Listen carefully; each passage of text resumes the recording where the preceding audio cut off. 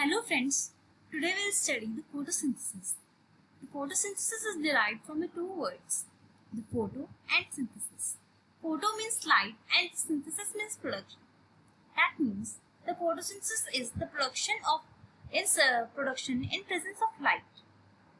The raw materials that are required for the photosynthesis or the production of the sugars during this photosynthesis are the carbon dioxide from the air, the water from the soil and the sunlight, and of course the plant pigment chlorophyll that's present inside the chloroplasts in the plant cells.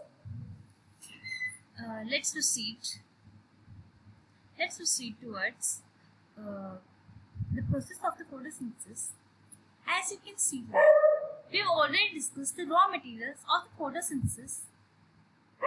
Along with the chlorophyll, certain other pigments are also present inside the plant cells, such as the xanthophylls and the carotenoids, which provides the varied colors to the plant parts such as the flowers, stems, and the leaves.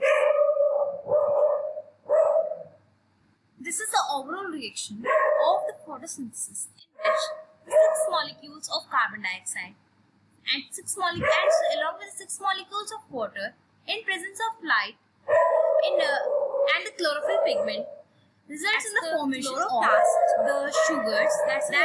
It is a chlorophyll containing organelle. It also releases the chloroplast is a double membrane organelle. It's having the outer membrane and the inner membrane.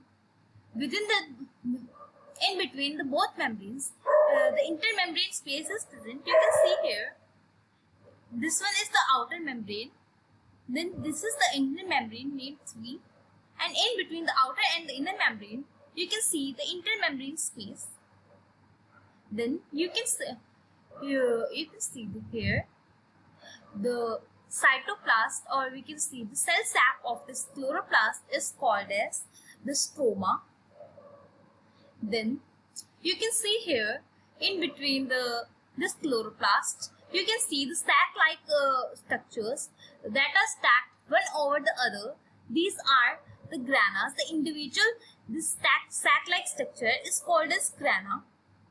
When these grana are stacked one upon the other, they form the thylakoid. These thylakoids are interconnected with each other with the stroma lamellae. Stroma lamellae is the continuation of the grana or grana membrane that is elongated to interconnect the two thylakoids.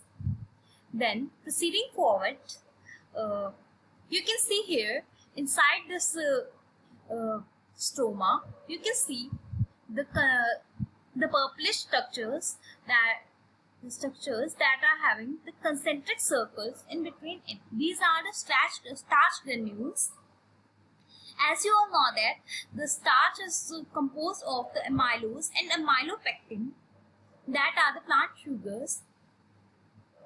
They are having the amylopectin. Mainly the amylopectin is branched molecule that is having such structure which forms this concentric circle-like arrangement.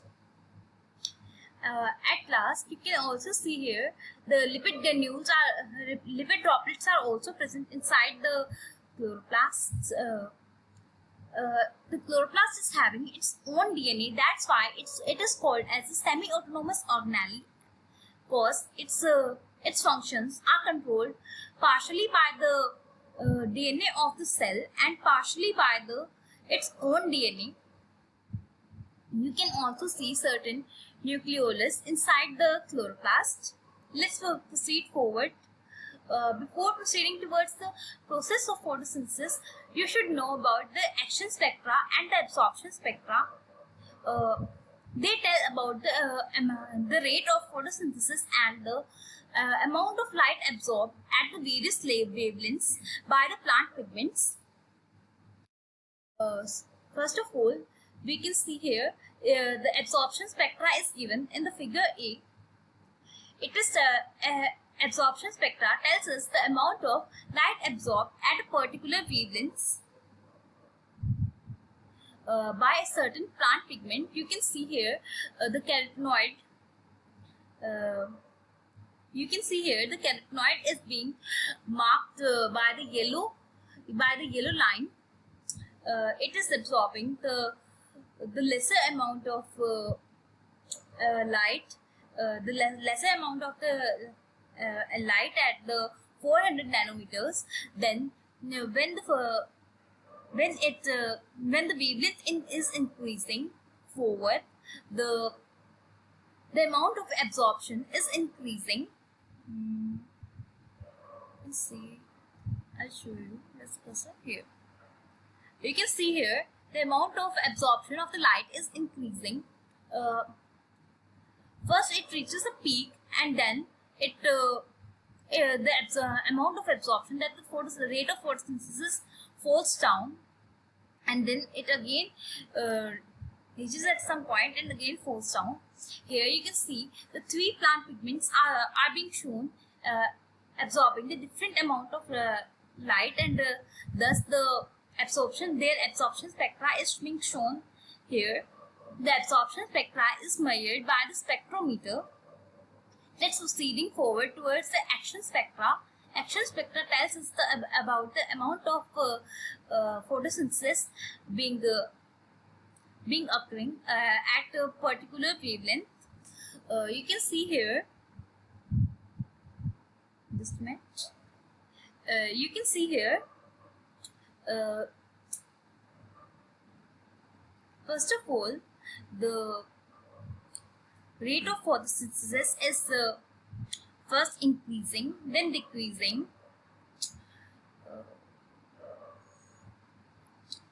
First it's increasing and reaches a peak at about 430 nanometer, and then it decreases till the 560 nanometers of the wavelength, and then it again reaches a peak about 680 nanometers, and then again the amount of photosynthesis is being reduced. The rate of photosynthesis is being reduced. Especially the wavelength of the light plays a vital role in the photosynthesis. In the rate of photosynthesis, we'll study it in the further slides. In mainly the immersion effect and the red drop effect. You can see here in the third diagram, the absorption and the photosynthetic rate is being clubbed together in this diagram. Let's proceed forward towards the difference between absorption spectra and action spectra. Let's see. As I've already told you, the basic difference, the absorption spectra is the amount of light absorbed and at different wavelengths, and the action spectra is the use of the light energy at a different wavelengths in the photosynthesis. The absorption spectra is a graphic representation of amount of light of different wavelengths absorbed by the plant pigment, and the action spectra tells us about the rate of photosynthesis at the different wavelengths of the light.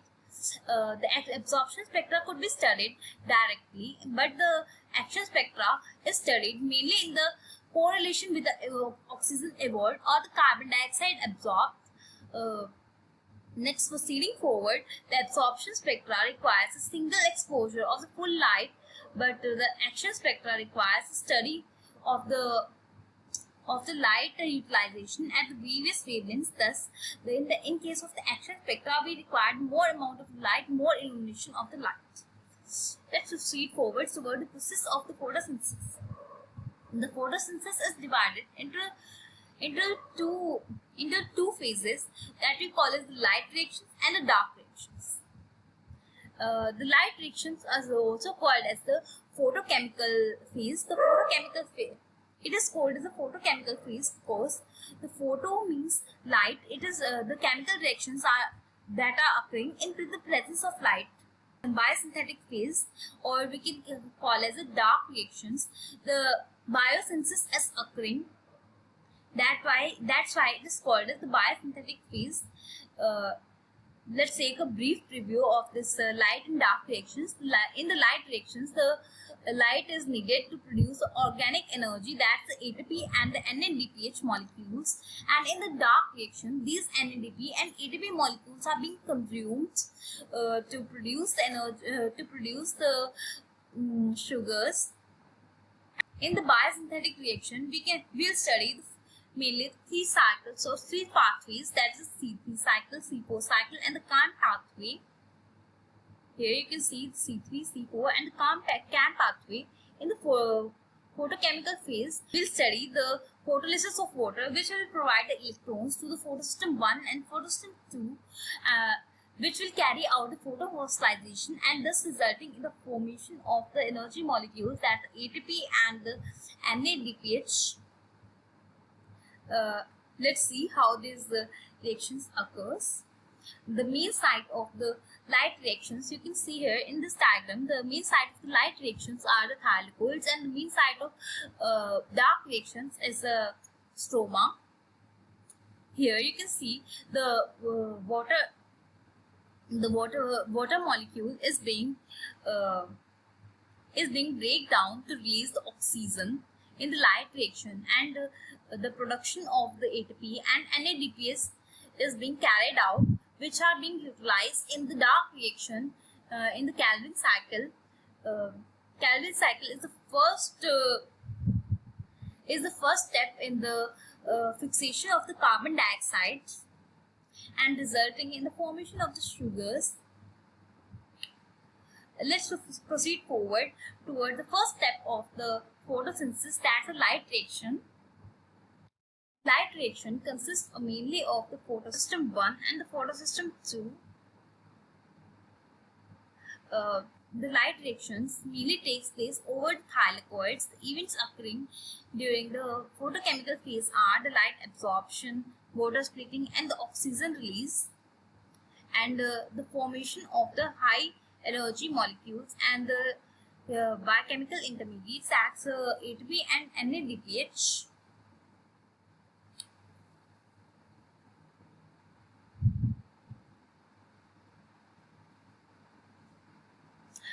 In this diagram, we're gonna study the brief account of the light reactions. In this, the photolysis of water is being carried out, which are releasing the protons in the lumen of the thylakoid, and also providing the electrons to the photosystem 2, which are being carried up, which are being we can say carried by the electron carriers and being passed to the photosystem 1. The photosystem handovers these electrons to the NADP at last, and thus producing the NADPH.